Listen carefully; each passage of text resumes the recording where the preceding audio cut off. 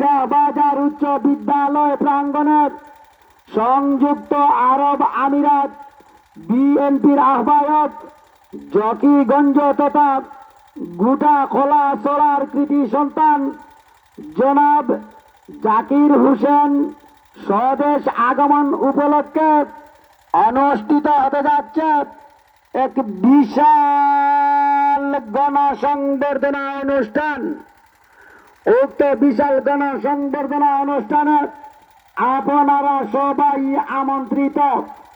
আমন্ত্রণে বাংলাদেশ জাতীয়তাবাদী দল ৪ নং কলাছড়া ইউনিয়ন বিএনপি।